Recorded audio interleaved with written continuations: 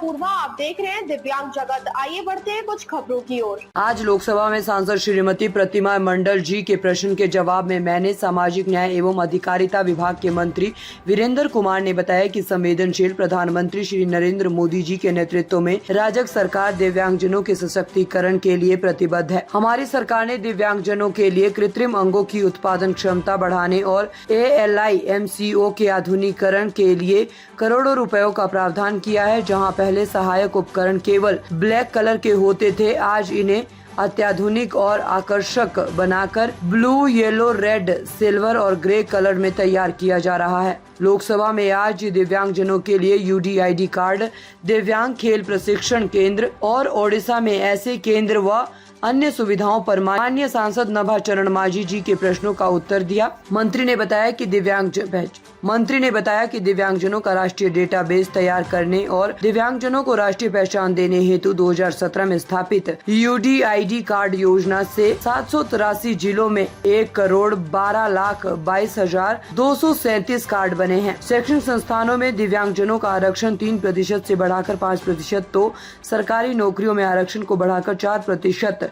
ओडिशा राज्य में देश के अन्य राज्यों को मिलने वाली सुविधाओं और विभिन्न योजनाओं के साथ कटक में मौजूद स्वामी विवेकानंद राष्ट्रीय पुनर्वास संस्थान के विषय में भी जानकारी दी। काल प्रश्न संख्या 201 से नवचरण मांझी।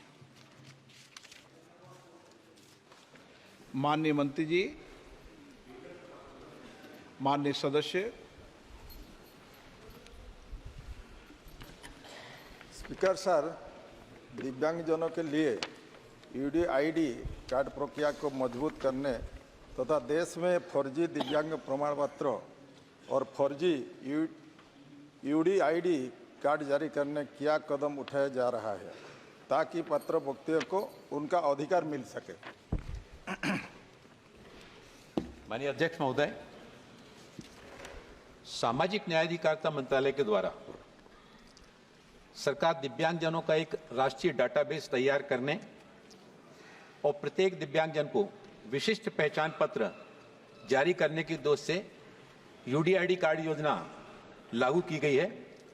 वर्ष 2017 में इसकी स्थापना के बाद से अभी तक सभी राज्यों और केंद्र शासित प्रदेशों के 783 जिलों में 1,12,22,237, जिसमें 74,24,110 पुरुष और 37,98,125 दिव्यांगजनों के UDID के कार्ड बनाने का नया संस्करण 6 मई जो बनाए गए और 6 मई को नया संस्करण शुरू किया गया।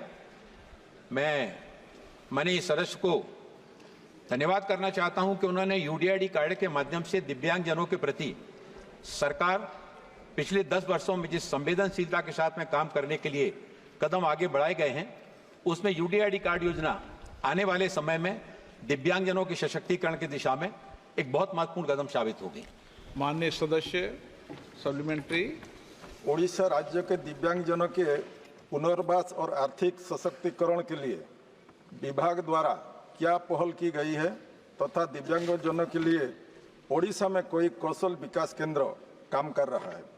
ओडिशा में पिछले 24 वर्षों के अंतराल में कितने दिव्यांगजनों को सरकारी और गैर सरकारी संस्थाओं में नौकरी मिली है और बहुत से दिव्यांग खिलाड़ी हैं जो भारत का नाम बहुत से खेल में गौरवान्वित किए हैं। उनके भविष्य के लिए पिछले ओडिशा सरकार ने क्या क्या सहायता और आर्थिक मदद किया है, और लास्ट पिछली ओडिशा सरकार द्वारा दिव्यांगजनों के लिए क्या कोई सरकारी भत्ते को बढ़ाने के लिए कोई योजना बनाई गई है?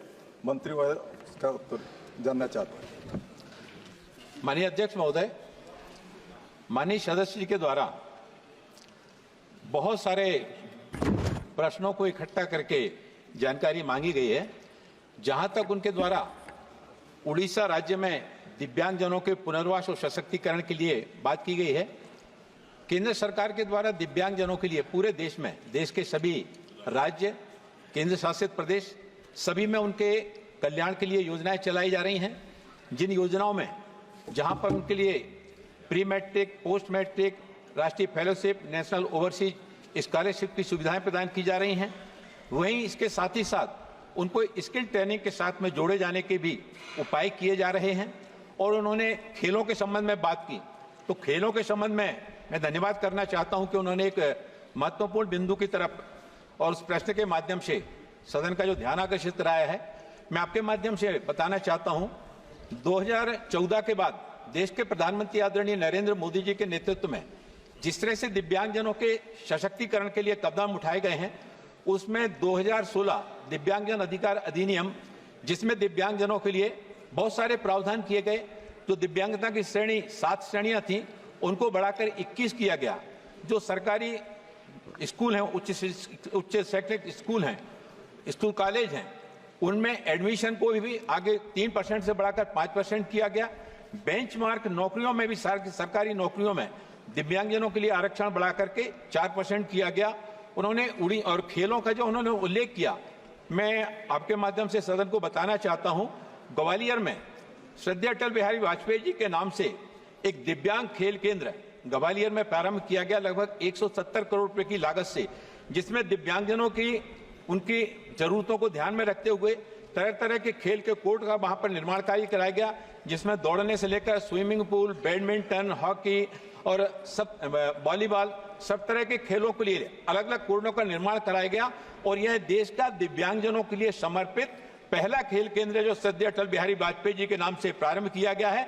और मैं आपको बताना चाहता हूं, पिछले 10 वर्षों में जिस तरह से खेलकूद की गतिविधियों में दिव्यांगजनों को आगे बढ़ाने के लिए सरकार के द्वारा जो प्रयास किए गए हैं, उन प्रयासों का परिणाम यह है कि हमारा जो पिछला ओलंपिक हुआ था टोक्यो में, ओलंपिक के बाद पैरा ओलंपिक खेलों का आयोजन हुआ था। उस पैरा ओलंपिक खेलों में हमारे देश से 54 दिव्यांग खिलाड़ी भाग लेने के लिए गए थे, जिसमें 19 मेडल जीत करके हमारे दिव्यांग खिलाड़ी जीत करके आए थे। इसी तरह से उसके पहले ब्राजील में रियो में हमारे दिव्यांग खिलाड़ी भाग लेने के लिए गए थे, जिसमें हमारे 19 खिलाड़ी भाग लेने के लिए गए थे और 4 मेडल जीत करके आए थे, जो 16 में हुआ था। और 16 के बाद में फिर जो टोक्यो ओलंपिक का 4 साल के बाद जो दूसरा खेल हुआ, जिसमें हमारे देश के 54 दिव्यांग खिलाड़ी भाग लेने के लिए गए, 19 मेडल जीत के आए। ये इस बात को बताता है कि आदरणीय प्रधानमंत्री नरेंद्र मोदी जी के नेतृत्व में सरकार दिव्यांगजनों के सर्वांगीण विकास के लिए पूरी तरह से समर्पित भावना के साथ में काम कर रही है। उन्होंने जहां तक दिव्यांगजनों के लिए छात्रवृत्ति का पेंशन का उन्होंने प्रश्न उठाया, पेंशन के संबंध में सभी राज्य सरकारों की अलग अलग उनकी राशियां होती हैं, कहीं कम दी जाती है, कहीं ज्यादा दी जाती है। मैं माननीय सदस्य को अवगत कराना चाहता हूं कि उड़ीसा के संबंध में उन्होंने ये कुछ बातें जानकारी चाही थी। उड़ीसा राज्य के कटक में स्वामी विवेकानंद राष्ट्रीय पुनर्वास प्रशिक्षण और अनुसंधान संस्थान हमारा एक नेशनल इंस्टीट्यूट है, जिसमें रोगी उपचार के लिए 200 बिस्तर के अस्पताल की सुविधा है। और यह जो अस्पताल है, ये सर्जिकल सुधार की पेशकश करने वाला दिव्यांगजनों के लिए एक बड़ा अस्पताल है। और नैदानिक उपचार, चिकित्सीय सेवाओं, सहायक उपकरण समर्थन, वहां पर चिकित्सीय सेवाओं के साथ साथ दिव्यांगजनों के लिए सहायक उपकरणों के वितरण का काम भी किया जाता है। और साथ ही साथ आजीविका के सृजन के लिए कौशल विकास के प्रशिक्षण के कार्यक्रमों को भी वहां पर आगे बढ़ाने का काम उस केंद्र के माध्यम से किया जाता है। इस केंद्र में जहां पर फिजियोथेरेपी, ऑक्यूपेशनल थेरेपी जैसी सुविधाएं प्रदान की जाती हैं, इसके साथ ही साथ भौतिक चिकित्सा और पुनर्वास से संबंधित विभाग है, जो विकृति सुधार जैसी महत्वपूर्ण सर्जरी को भी आगे बढ़ाने का काम करता है। प्रोस्थेटिक्स, आर्थोटिक्स विभाग कृत्रिम अंग जो निर्माण दिव्यांगजनों के लिए बनाए जाते हैं, वो बनाने का काम भी करता है। बहुत बहुत धन्यवाद। श्री अब तक के लिए बस इतना ही। आगे खबरों को देखने के लिए हमारे चैनल को लाइक करें, शेयर करें, सब्सक्राइब करें। नमस्कार।